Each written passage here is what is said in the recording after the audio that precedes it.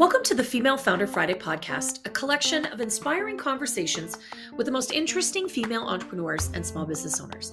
I'm your host, Lindsay White, and together with my incredible guests, we'll explore the struggles of being a female entrepreneur, the most important lessons, and the future of women leaders in business. And I'm passionate about helping female entrepreneurs become the calm, confident leader their team and their business really need.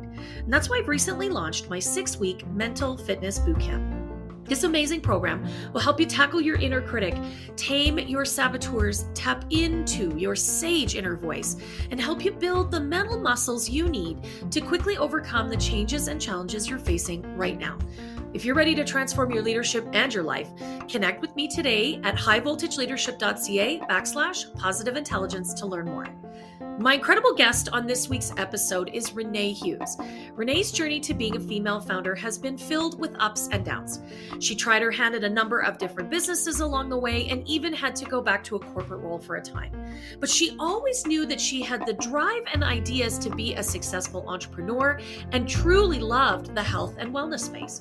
And now Renee helps others to build their passion and build their business. And she's got some really incredible, powerful insights to share with us on today's episode. So let's get to it.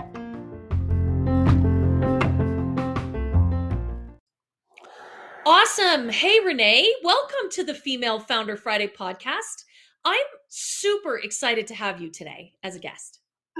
Thank you, Lindsay. I'm so excited to be here. I love your podcast. I love this whole conversation. So thank you for having me. Oh my gosh. Thank you for saying that.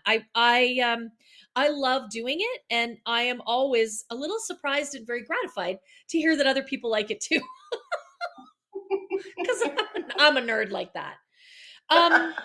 Renee, I am super keen. I know that you have a cool background and a cool story to tell of how you became a female founder. And I know, I've heard a little bit of it before, but I know there's so much to it. So tell us, what's the journey, Renee? Like all the things. Oh gosh, it's been such a journey. So I really feel like my journey started the year I got married in 2002. My husband and I were dreamy, and we were like, you know what? We don't want the typical 9 to 5. Like we want to be able to travel. We both do missionary work. We wanted to be free to do that. We had these big dreams and goals, but clueless as to how to start a business.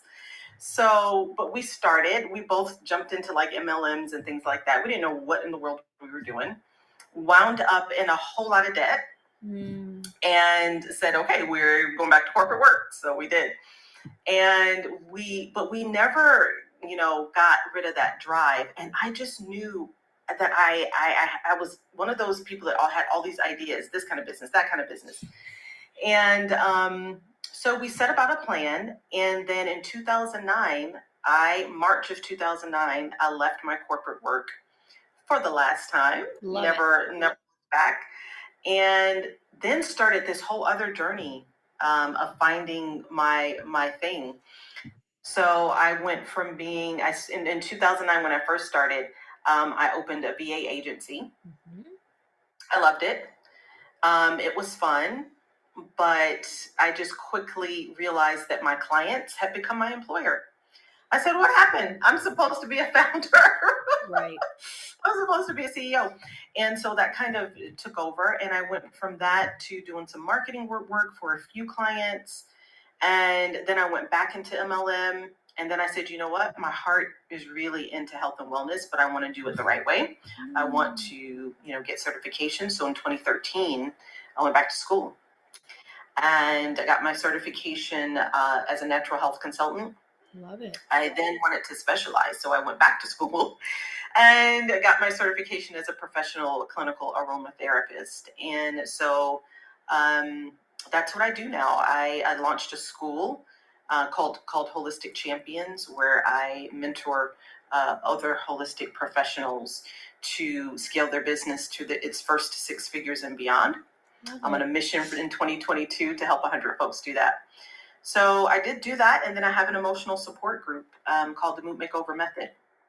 And so I finally became that CEO and founder of something really beautiful.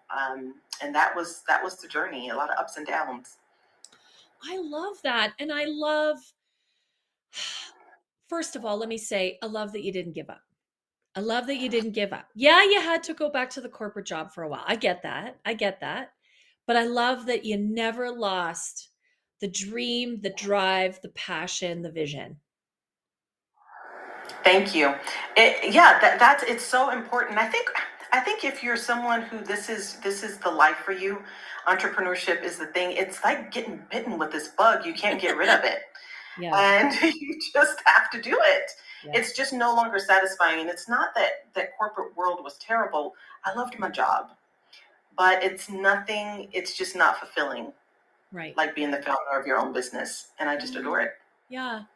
I love that. I love that. You're right. I mean, you can find fulfillment in a corporate job, and lots of people do, but there is something special about building your own business and carving out that dream in a way that's just all yours. Absolutely. Especially if it's in your heart. It's just really where you find fulfillment. And I think those of us who are um, just entrepreneurs at heart, that's where we're going to find fulfillment. Whereas another person could very easily find it in corporate world because that's where they're drawn to. Yeah, totally. Yeah. I love that. I love that. So you sort of mentioned lots of ups and downs, and that is a great segue to my next question, which always is, where have you screwed it up, messed it up, blown it up, Renee? She laughs. Only if you had like a 3-hour show, I could tell you all of it. I'll go ahead and just kind of snip it. Yes. So many mistakes. The first one was in that first what I just mentioned, the diving into we didn't have jobs, by the way. We didn't, just diving into trying to start a business with zero education on how to do it. Right. I think that some people are really fortunate and they're savvy at it, and they, you hear these stories about people, they start up in their garage and next thing you know, they're multimillionaires. Well, that was not us. We didn't know what we were doing. So, I know, and I found out that I needed help. Yeah. And I think that kind of takes me to my second big mistake, is that it took me years, Lindsay, when I tell you years, to invest in myself and growing my business. I just wouldn't do it. Right. I thought that finding a business coach was not necessary. I thought it was just an extra expense. Not to mention like mindset. And once I started to invest in my business and being taught how to do it the right way, it night and day difference. It's when I really scaled. And you know probably the short version of my story of hitting 6 figures in less than a year, working part-time. Yeah. That all happened after I invested in coaching. But let me tell you what I used to do. What I used to do is I would try to grow my business and get clients based on going through and reading social media posts about what other people were doing and trying to do the same thing. Yeah. I got a few books that I read. I did a lot of trying to implement what other people would do. Yeah. I got my friends' logins. Oh, I joined, a coaching program. Give me your login. I'm going to learn it too. None of that stuff worked. Yeah. None of it worked. And I feel like it was my biggest mistake. There's a ton of other mistakes, but those were probably the ones that are the biggest ones for me. First of all, thank you for so boldly stepping up and saying, yep, I made a couple whoppers. Mm-hmm. And I mean, you're speaking straight to my heart when you say, this didn't all gel for me until I got a coach. Yeah. And it's got to be the right coach. Like, let me say that, I am a huge advocate for finding the right person for you at the right moment. You're not going to work with the same coach forever because every coach is going to offer you something a little bit different. But I mean, this is what I preach, is that Michael Jordan needed a coach. Like, let's just be clear, right? They all the best, all the CEOs of all the Fortune 500 companies, all of the best in the biz, they all have a coach. And there's a reason for that. That's right. Because your coach is going to see you in a way that you cannot see yourself. They're going to hold the mirror up. They're also going to call you on your bullshit. They are going to hold you accountable when nobody else will, because guess what? You run the company. So who else is going to call you out when you're being a turkey? Right?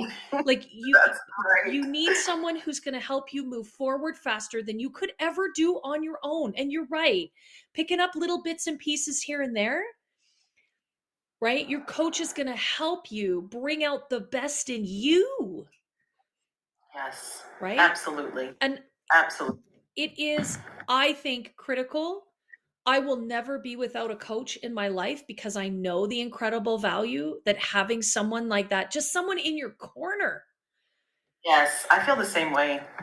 Yeah, so valuable. So as someone who is really successful and really, sort of sets the pace in a lot of ways, I am so grateful that you called that out, because you're right. A lot of people are like, I don't need to spend that money. No, actually you do. Because if you You don't, can't afford not to. yeah. And if you're not investing in yourself as an entrepreneur, like, what are you investing in? Yeah. And this is what I tell people all the time. Businesses need capital. You can't, I mean, it's part of the entrepreneurial journey. Otherwise, it's just a hobby and a dream. Yeah. Yeah, That it you is. like, It just keep is. it real as to what you're doing with it, you know? If it's going to be a real business, then it takes capital. It does. And capital, not just in terms of the money, but capital Oh, in terms of what you are investing of you. Like that's 100%. Mhm. capital too.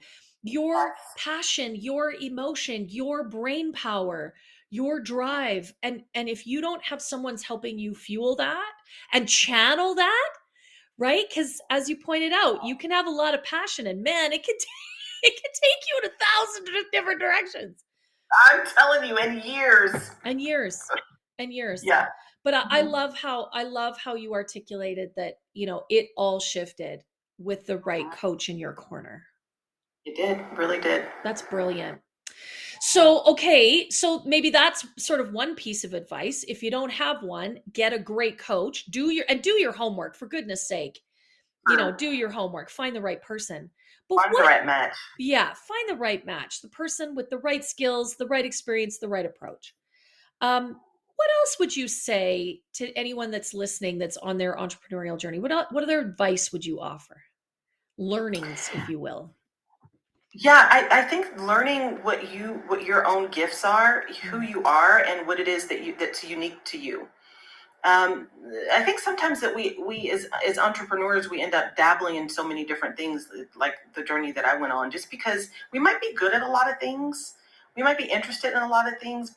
But what helped me, one of the other things that helped me, is to just stop and say, what do I want to be known for? mm, Like, I'm doing all these things. Nobody knows what's Renee doing now. Like, what's she posting about now? It yeah, was this, and now it's this, and now it's this. And then just stepping back and saying, who am I? Who yeah. am I? What are my gifts? And what of all those gifts, what do I want to be known for? I love that. And I think it's so important to ask and answer that question, and maybe just get quiet for a little while. And like we were talking about, work with someone who can help you to get your emotional stuff right, and then to get your business off in the right way. But that really does start with finding out who you are, what your gifts are, and what you want to share with the world. Yeah. Yeah. I love that, because I do think that that's really important. Like, so I focus in my practice a lot on leadership, and I talk about it's an inside job. And that's exactly what you've just so beautifully sort of illustrated, is that you got to get the stuff on the inside sorted out, figured out, organized, um, ordered in some way. And then you can unleash the brilliance, That's right? right. But That's it. I love that. Like, what do you want to be known for? Like, really having clarity on that, like crystal clear. That's Yeah, it. Absolutely. That's the next thing for the advice that I would leave I love everybody it. with. I love it. And I also think, who am I? Like, what do I really care about? What's really important to me? What do I really value? What makes me unique? Because I think sometimes that's actually hard. That can be really hard for people to figure out. What makes me special? What are my superpowers? Right? True. It's true. We get uncomfortable with that question even. Totally. It I ask that is. question all the time in my workshops, and it's like crickets. And you have to know. Yeah. Yeah. And you have to be really confidently able to stand in that, don't you?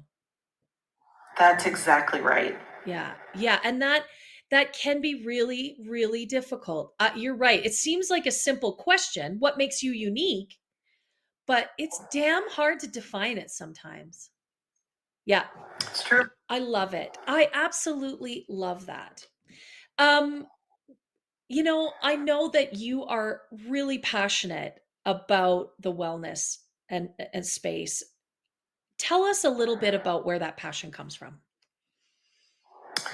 Oh, that's such a good question. It comes from a lifelong being sick. I was that kid Mm. who I was just always sick as a kid. I was that one where everybody goes out to dinner or has dinner at home or at the family, and I literally would present like I had food poisoning. Everybody Aw. else is fine. So it can't be food poisoning. So there was always something wrong. I just wasn't well. And my parents would take me to doctor after doctor, Mm. and they were like, "Oh, she just got one of those little nervous stomachs." That was the diagnosis. I had a nervous. That doesn't sound very medical. I'm like, what Nervous, does that mean? nervous stomach. Good grief, Renee. Nervous. Oh goodness. So when I was 19, then I had some mentors that introduced me into this whole different world of natural wellness, how to nourish my body, how to eat properly, how to stay hydrated. These simple things that completely changed the way my body worked. And it really started from there. And then I kind of went on this journey of self-discovery. I was one of those internet researchers, Yeah. people get online and they think they know exactly everything because they read it online. That was me. Another one of my mistakes. But it did help. It led me to people who could actually help me. But that's where it comes from, knowing that a person can be changed, transformed just by feeling well. Oh, heavens, yes. Hmm. Oh, yeah. There's no Yeah, doubt, right? You don't right. even I don't even think sometimes if you don't know what you're missing until you actually do start to feel better. Yes? It's true. Sometimes you don't even know what well feels like. You've been, sluggish and lethargic and your mind and Yes. brain fog for so long that you don't know until the smoke starts to clear. And then it's like, what can't I do? Yeah, You really like can know yourself at that point because you can think and feel. yeah, I love that because I think that's the truth. We sort of live in this place where we're not truly sick, but we're not really well. Like it's kind of this muddy middle. Yes? You're nodding. You Yes. can't see her, but she's nodding. I'm So I'm on the right track. sorry. But it like you're not really like optimal health, but you're not like sick enough necessarily to go to the doctor. And so you live in this space where, yeah, I mean, you talk about the brain fog. Certainly, I think a lot of people, I mean, we've been dealing with so much tension and stress and just overwhelm in the last couple years with the COVID thing, right? Like it's just kind of a low level of trauma that we have all kind of been living in with this stuff, right? Yes. Yes. And we It don't is. it is. It really is. Yeah, and I think that there's going to be so much aftermath because of that, because it really is true. Yeah. Even though the doctors did not give a real diagnosis there, but stress and this anxiety and nervousness that's happening with us really does present with symptoms, physical symptoms, and I think we're going to be dealing with that for a while. You know what? I was thinking that too. And I'm not necessarily in the wellness space, but I recognize that when we live in that fight or flight or freeze, because for some of us, we're just been frozen for the last 2 years. When That's we right. when we live in that space of heightened anxiety for prolonged periods of time, like that just depletes us, right? That's it. Yeah. Completely drained because it's those energy stores. Yeah. We can't really function. We can't produce. We can't be who we really are when that heaviness is on us. And we're not even sure where it's coming from. We Yeah. don't even know that it's just the disconnection and being locked in. And when we do go out, the fear is there, and it's just changed Yeah. now how we Yeah. interact and feel. Yeah. Yeah. So what would you recommend? Like, I mean, we've got a lot of female founders listen to the show. Certainly the last couple of years have been hard for them. Worrying about the financial health of their business, the physical health of their team, the emotional, health of their families, their kids looking, right? What would you say is important for them to, start to rebuild some of that energy store, some of that resilience? What do they need to do, Renee? You know, what I'm really helping my clients through right now is, first of all, kind of doing what we're doing here and acknowledging, Yeah. starting with acknowledging what's happening, what we're feeling, what we've been through, and then physically getting our central nervous systems back on track, Mm. so that our bodies can be nourished and our immune systems can rejuvenate.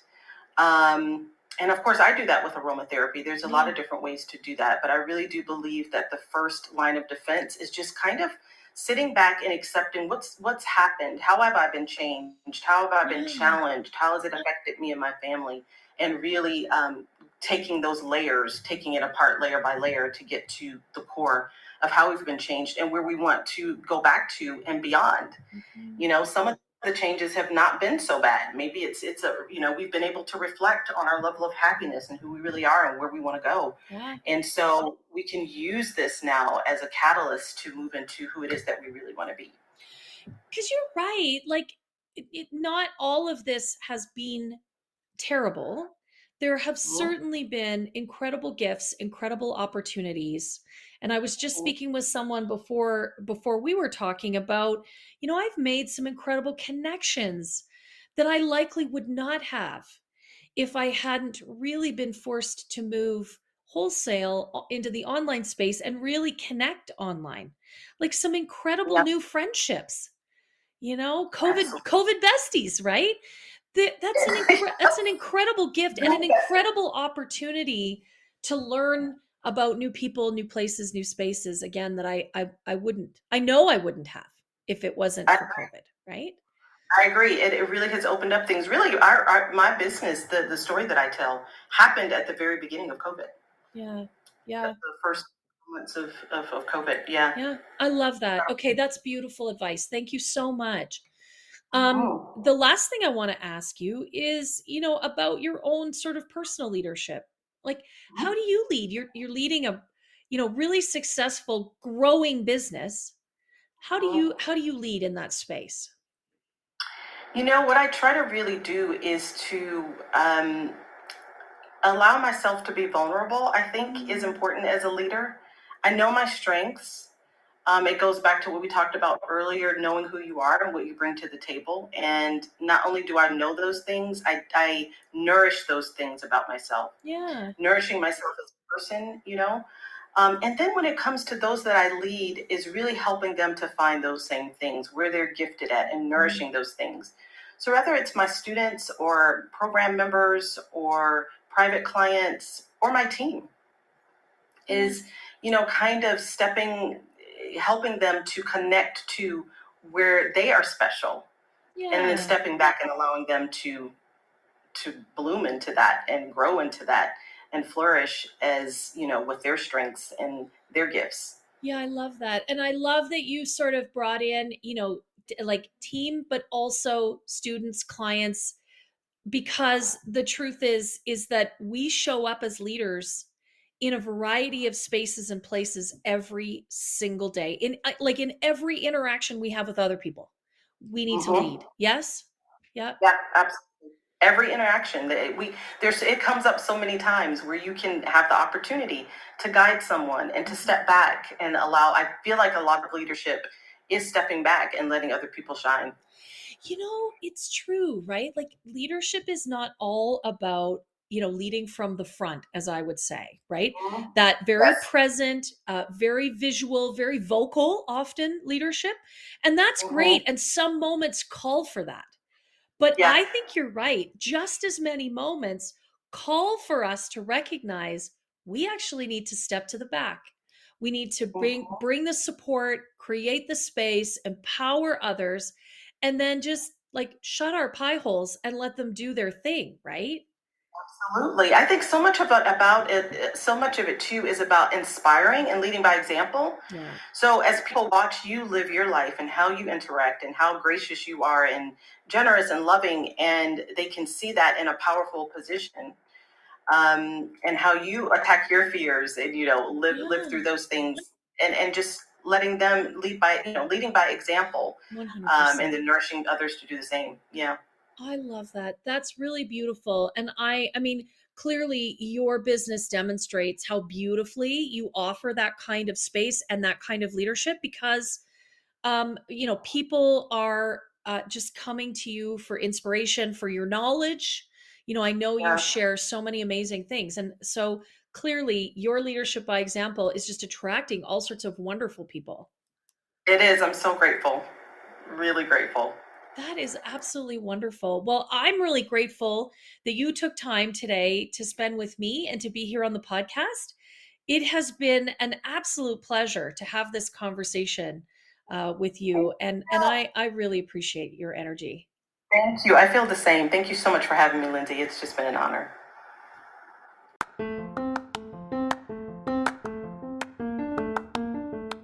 To everyone tuning in today, thanks for listening to the Female Founder Friday podcast. I really love Renee's advice that we need to acknowledge how we've been changed and challenged over the last couple years so that we can really reflect and know where we are right now and how we can move forward. You can find out more about Renee and what she does on Instagram, and her handle there is @theAromaSpecialist. And of course, you can find out more about me on Instagram, and my handle is @HighVoltLeadership. The Female Founder Friday podcast has a goal to impact 1,000 listeners, and it would mean the world to me if you left this episode a 5-star review and shared it with all of your friends. Let's engage 1,000 female entrepreneurs and really amplify the message. Thank you so much for being a part of the show, and don't forget to connect with me at highvoltageleadership.ca.